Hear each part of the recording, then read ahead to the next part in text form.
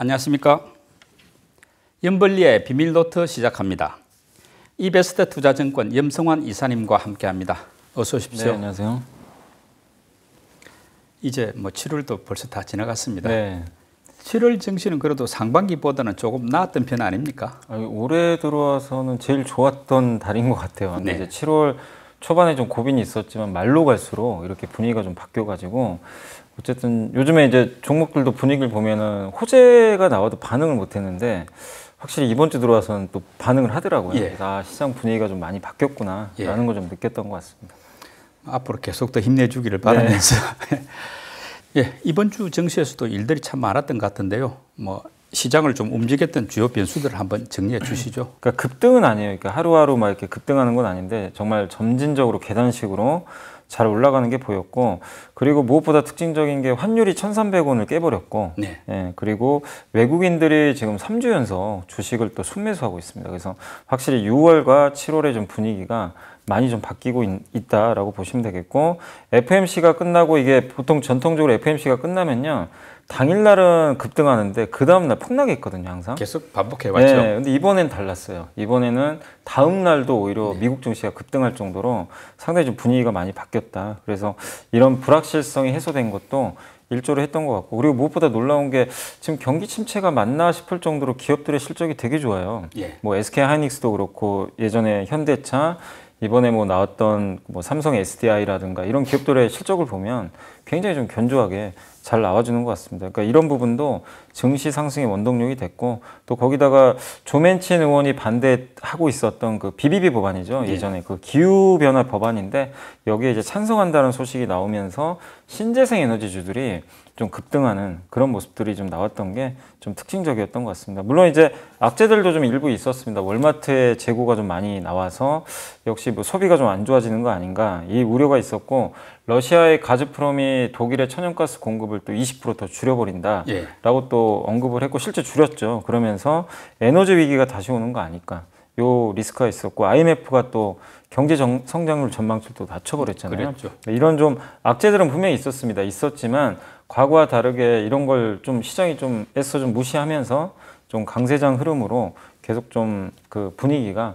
바뀌어가고 있다. 그래서 현재 코스피가 한 저점 대비해서 한 8% 정도 올랐는데 PBR 한 배가 한 2,500 정도 되거든요. 거기를 향해서 지금 계속 올라가고 있는 그런 흐름이었다라고 보시면 되겠습니다. 네.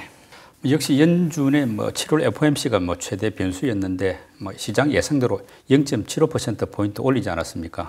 그러고 나서는 지금 이제 안도랠리가 나오는 셈인데, 당초에는 1%포인트 올린다는 이야기도 있었는데 예상대로 0.75로 간 약간 배경이랄까, 요거 상황 한번 짚어볼까요? 그거는 아마 그 유가 때문이었던 것 같아요. 유가가 확실히 좀 꺾였잖아요. 그 이제 6월 말부터. 그래서 그게 사실 6월 그 소비자 물가에는 반영은 안 됐었어요. 그렇지만 이제 7월에 반영이 되겠죠. 그래서 아마 연준 의장 입장에서도 수치는 높았지만 이게 국제유가 반영이 안 됐기 때문에 아마 이번에 일단 0.75로 올리자는데 의견을 좀 일치했던 것 같고, 증시 반응은 오히려 좀 상승 쪽으로 나왔다라고 좀 보시면 좋을 것 같고, 그리고 이제 앞으로가 좀 중요하긴 할 텐데 9월에 또 자이언트 스텝 한 번 더 할 수도 있다고 언급은 했어요. 근데 얘기했던 거는 그때 가서 결정하겠다. 지금 미리 결정할 필요는 없고 데이터를 보고 하겠다라고 좀 언급을 했기 때문에, 과거와 다른 점은 그 포워드 가이던스라고 연준 의장이 항상 언지를 줘요. 다음에 이렇게 하겠다, 저렇게 하겠다 하는데, 이번에는 뭐라고 했냐면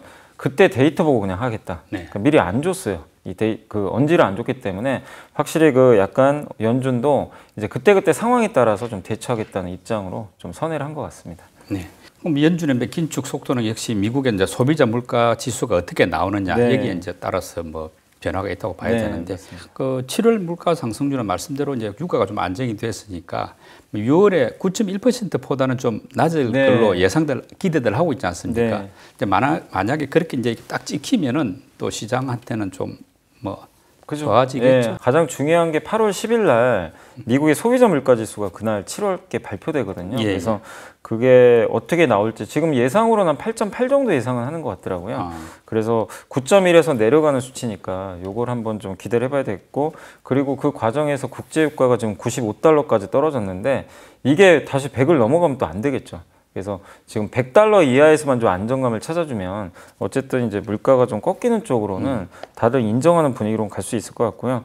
그리고 이번에 특징적이었던 게 어쨌든 연준 의장이 좀 태세 전환을 좀 했잖아요. 예. 금리 인하, 그러니까 언급은 안 했는데 시장 참가자에 딱 봤을 때는 내년에 금리 인하하겠구나. 이게 딱 떠오를 정도로 약간 스탠스가 좀 바뀌어버렸어요. 역시 약간 비둘기 본성이 네. 좀 나왔죠. 그러니까 그동안은 세게 그냥 페달을 밟았는데 예. 이제는 조금 페달에서 발을 좀 떼겠다라고 언급을 해준 거죠. 이 긴축 속도의 페달을. 경기라든지 뭐 고용 이런 것 같이 상황을 이제 살펴보겠다고 한 거니까. 맞습니다. 그러니까 물론 앞으로 또 상황이 바뀌면 데이터가 또 안 좋게 나오면 계속 밟을 수도 있어요. 그렇지만 이제 지금 예상되는 속도 정도로만 나와준다면 일단은 금리 인상 사이클은 좀 이제 거의 마무리되는 거 아니냐 이런 좀 기대감들이 시장에 나왔던 것 같습니다. 다만 이제 우리가 염두에 둘 거는 유럽의 에너지 가격이 좀 부담은 돼요. 그래서 이 부분에 대한 리스크가 커진다면 또 바뀔 수는 있는데 유럽 문제만 아니면은 일단은 FOMC 리스크는 일단 당분간은 좀 그 약간의 해소가 되고 있다라고 보시면 되겠습니다. 이제 문제는 미국의 GDP 성장률인데 1분기에도 마이너스 1.4%였고 2분기도 마이너스 0.9%. 예. 2분기 연속으로 마이너스면 기술적인 경기 침체라고 하지 않습니까? 이 부분이 뭐 미국뿐만 아니고 글로벌 전체적인 어떤 자산 시장의 부담 요인 아닐까요? 그래서 시장이 사실 이거 발표하고 나서 오히려 올라 버렸어요. 그러니까 그 해석을 하자면 어쨌든 시장에서는 어느 정도 알고 있었다. 그래서 놀라지 않았던 것 같고, 그리고 실제 이게 진짜 경기 침체냐 아니냐는 논란은 많아요. 왜냐하면 미국에서 선언하는 공식적인 경기 침체는 이 전미경제연구소라고 있거든요. 네. NBER이라는 이 기관인데 여기서 공식적으로 발표를 해야 그게 경기 침체라고 합니다. 그래서 2분기 연속 침체라고 해서 이거를 무조건 단정 지을 수는 없는 것 같아요. 그래서 나중에 이 전미경제연구소가 발표를 어떻게 할지 그건 한번 좀 체크해 볼 필요는 있고, 그리고 이번에 이제 역성장을 했던 이제 배경을 우리가 내용도 봐야 되잖아요. 이번에 역성장의 원인은 그 상품 지출이 좀 감소를 했대요. 그러니까 상품 지출, 그러니까 사람들의 소비, 소비가 좀 오히려 역으로 좀 감소했고, 그 다음에 GDP를 이렇게 만드는 항목 중에 또 하나가 민간 투자가 있잖아요. 민간 투자가 전분기 대비해서 무려 13%나 이게 줄어버렸대요. 그래가지고 이 두 가지가 역성장이 좀 커가지고 어떻게 보면 이 두 부분 때문에 이번에 미국의 GDP가 좀 역성장을 하는데 좀 일조를 했다 이렇게 보시면 되겠는데, 근데 이거는 우리가 해석을 해보면 상품 지출이 감소했다는 건 사람들이 지갑을 이제 닫고 있다는 얘기인데 지금 물가 때문이거든요. 결론은 물가가 오르다 보니까 사람들이 소비 줄이는구나. 이거 우리가 몰랐던 건 아니잖아요. 그리고 요즘에 뭐 페이스북부터 시작해가지고 모든 회사들이 미국 빅테크 보면 그냥 유행처럼 다 감원 얘기가 나와요. 투자 줄이겠다는 거잖아요. 그러니까 민간 투자 지금 실제로 줄고 있죠. 이 두 가지는 우리가 몰랐던 내용들은 아니에요. 근데 실제 데이터에 그게 이제 보였던 거죠. 이 두 가지 원인은 뭐죠? 물가 상승에 의한 긴축에 의해서 다 발생한 겁니다. 말하자면 아는 병이네. 네, 아는 병이에요. 네, 맞습니다. 그래서 이게 실제로 GDP가 이렇게 안 좋게 나왔어도 시장은 오히려 환호를 했어요. 왜냐하면 이제 완화하겠구나. 역으로 또 생각을. 네, 우리가 몰랐던 내용도 아니고 데이터도 정확히 알고 있고, 그리고 결국 이런 요인 때문에 물가가 꺾이면 금리 인상도 축소될 거고. 그러면 시장이 이제 지금을 보는 게 아니잖아요. 이제 앞으로를 내다보다 보니까 아, 좋겠구나. 그리고 옐런 재무장관도 실제적인 경기 침체 아니다라고 또 발언도 했기 때문에 GDP 그냥 우리가 해석할 때 수치만 보진 마시고 이 내용을 보면은 그렇게 좀 내용 자체는 나쁘지 않았다라고 보는 게 맞는 것 같습니다. 근데 이번에 미국이 이제 금리를 올리면서 우리는 이제 기준금리가 2.25%고 미국은 2.25에서 2.5%로 말하자면 한미 기준금리가 이제 역전이 되지 않습니까? 이렇게 되다 보니까 원달러 환율에 좀 부담이 되지 않을까, 또 외국인 매수세에도 좀 문제가 생기지 않을까, 이런 우려들이 나오는데 또 환율은 또 오히려 약간 꺾이더라고요. 그래서 어떻게들 보시나요, 이거? 지금 우리나라도 3번의 금리 역전 기간이 있었어요. 96년에서 2000년 5월까지 있었고, 2004년 6월에서 2006년 6월, 그리고 2015년 12월부터 2018년 12월 한 3번 정도 이렇게, 요게 이제 뭐 약간 좁힐 수도 있어요. 좁힐 수도 있지만 큰 그림에서 한 3번 정도의 이런 이제 흐름들이 있었는데, 그때 외국인들이 주식을 팔고 뭐 채권 팔고 나갔느냐? 그러진 않습니다. 왜냐면은 채권하고 주식 다 합친 걸 우리가 이제 순유입됐다라고 하잖아요. 만약에 들어왔으면. 그거는 3번 다 들어왔어요, 오히려. 자금이 빠져나가질 않았는데, 그리고 지금도 보면 한미 금리 역전이 이제 시작이 됐잖아요, 실제로. 근데 외국인은 주식을 오히려 4천억을 샀어요, 하루에 갑자기. 그러니까 금리 역전을만 보고 외국인이 사고 팔고 하는 게 아니라 전체적인 달러 방향성을 보는 것 같아요. 제가 봤을 때는. 그래서 기준금리가 너무 벌어지면 또 문제가 되겠지만 지금 어쨌든 격차가 나중에 또 한국은행도 좁혀주겠죠. 그래서 어느 정도 유지할 수 있기 때문에 기준금리 역전만 보지 마시고 달러의 방향, 또 유로화의 방향, 또 무역수지 요 세 가지 관점에서 시장을 보셔야 그 외국인들의 수급을 좀 우리가 이해할 수 있는데 단지 금리 역전만 가지고 보는 거는 좀 약간 좀 무리가 있지 않나 이렇게 보고 있습니다. 근데 방금 말씀하신 세 가지 무역 수지나 원달러 환율 방향, 유럽도 유로와 같이 이런 게 지금 약간 우호적이지는 않은 것 같은데 우리한테. 이게 이제 아주 우호적이진 않지만 방향은 바뀌어가는 것 같아요. 그러니까 뭐냐면 달러가 너무 강했잖아요. 근데 달러 결정 요인 중에 또 하나가 미국이 긴축이잖아요. 근데 연준 의장이 긴축 속도를 좀 선회할 것 같다. 그러니까 달러가 실제로 그날 급락해 버렸어요. 그리고 또 한 가지가 무역 수지잖아요. 근데 유가 빠지면 당연히 무역 수지가 개선됩니다. 이건 자연스럽게. 에너지 때문에 적자가 심하게 났기 때문에. 근데 한 가지 이제 변수는 유로화가 좀 아직은 그렇죠. 그거는 아직 좀 걱정이에요, 사실. 그러니까 유럽 경제가 일단 살아나야 우크라이나 되는데. 전쟁 영향을 받으니까 또 뭐 러시아에서 이제 에너지 가지고 또 리스크가 생기고 결국은 유럽의 어떤 경기 상황이 이 많은 걸 좌우하겠네요. 네, 그래서 두 가지 요인은 이제 좀 조금씩 풀려가는데 유로화만 좀 강하게 가주면 우리나라 시장이 진짜 V자 반등 나올 수도 있는데 유로화가 못 가면 그건 또 제한되는 거죠. 그래서 이제 남은 퍼즐은 좀 유로화에 좀 강한 반등이 아닐까 이렇게 보고는 있습니다. 뭐 이번 주에 외국인들이 많이 매수한 종목 한번 살펴봐 주시죠. 네, 일단 첫 번째가 LG에너지솔루션을 많이 샀고요. 4,236억 샀고 삼성전자를 1,172억 샀고요. 현대차를 523억, LG이노텍을 321억, 현대로템을 269억, 포스코케미칼을 236억, KT를 212억, 현대위아를 211억, 기아를 207억, 한화솔루션을 198억 정도 순매수했습니다. 네. 기관들은 이번 주에 어떤 종목들을 많이 담았습니까? 네, 기관 투자들은 LG화학을 제일 많이 샀고요. 1,445억, LG생활건강을 726억, 한화솔루션을 664억, 삼성바이오로직스를 556억, 셀트리온을 433억, 현대모비스를 392억, 현대차를 250억, 네이버를 249억, 한국항공우주를 239억, 삼성전기를 239억 정도 순매수했습니다.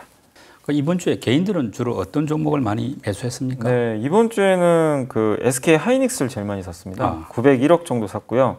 기아를 540억, 네이버를 531억, OCI를 416억, 이번에 신규 상장했죠. 성일하이텍을 369억, 아모레퍼시픽을 359억, SKI 테크놀로지를 313억, 크래프톤을 299억, 카카오뱅크를 277억, 삼성전자 우선주를 253억 매수했습니다.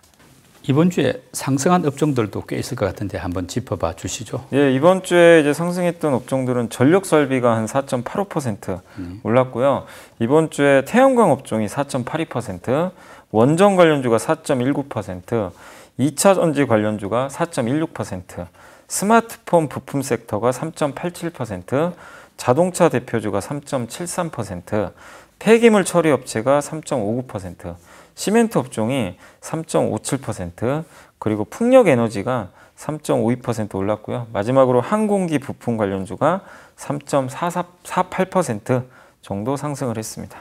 예, 지금 뭐 전력 관련한 섹터가 많이 눈에 띄는데 하여간 이번 주에 상승한 이런 업종 가운데서도 당분간 상승세가 좀 지속될 수 있을 것 같다 하는 쪽은 어느 쪽으로 보십니까? 시장이 제일 원하는 게 그 수요잖아요. 수요가 증가하고 성장하는 섹터가 뭐냐 이건데 지금 그 해답을 제시해 준 게 미국의 이번에 그 조맨친 의원이 갑자기 법안 이제 찬성하겠다. 신재생 에너지 관련해가지고 기후 법안이죠. 그래서 거기에 뭐 2차 전지 들어가 있고요. 태양광, 풍력, 수소 들어가 있잖아요. 그래서 이번 주도 이쪽이 셌거든요. 근데 후반에 셌죠. 근데 아마 다음 주까지도 이 흐름이 조금 더 이어지지 않을까 이렇게 보고 있고, 그래서 아마 뭐 전력 설비라든가 태양광, 2차 전지, 이 에너지와 관련된 섹터들은 조금 더 올라갈 것 같고, 또 그렇게 보는 배경 중에 하나가 이게 너무 중국의 이쪽에 의존도가 되게 높대요. 이쪽 섹터들이 대부분. 뭐 태양광도 중국이. 네, 거의 한 제가 알기로는 80%가 중국으로 알고 있어요. 근데 미국 입장에서는 이게 불편하거든요.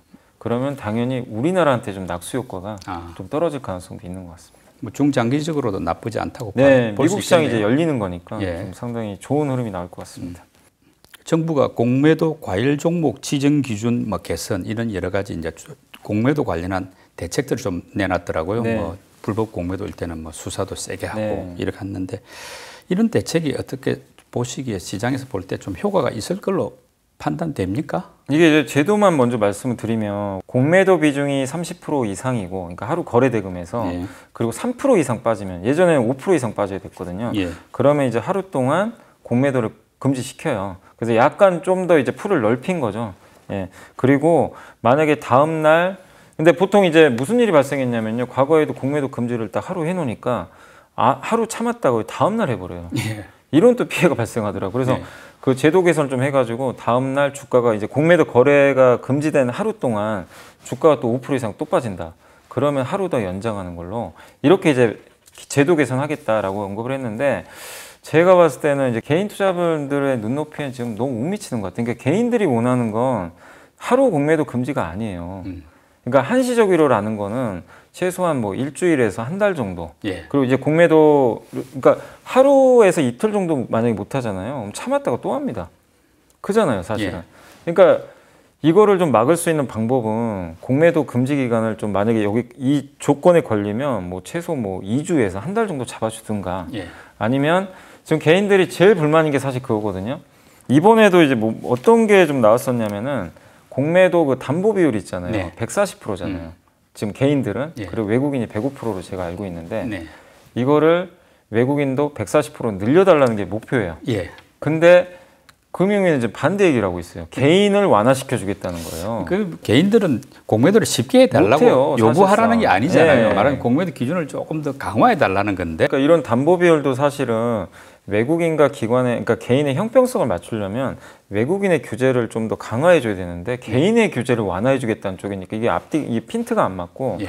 그다음에 그 개인들은 90일 안에 갚아야 되는데 사실 뭐 90일 안에 갚고 안 갚고가 중요한 게 아니거든요. 개인들 입장에서는 어차피 공매도 못 해요, 거의. 예. 못 하니까 근데 왜 이 상황에서 외국인은 무제한으로 공매도를 하냐. 예. 이게 좀 불만이잖아요. 이게 불법 공매도를 엄벌한다는 이 방향은 맞지만 맞죠. 제도적인 네. 측면에서는 아쉬운 점이 좀 있는데 뭐 결국은 이제 그 제도를 바꾸는 과정은 시간이 좀 있어야 되고 네. 또 뭐 올해 안에 한다고 하니까 뭐 말씀하신 이런 부분이 좀 반영이 됐으면 네, 합니다. 반영이 좀 개인 투자분들의 좀 의견이 좀 어떤 건지 좀 아마 알고는 계시겠죠. 예. 근데 그걸 좀 더 많이 좀 반영을 했으면 하는 게 좀 예. 바람입니다.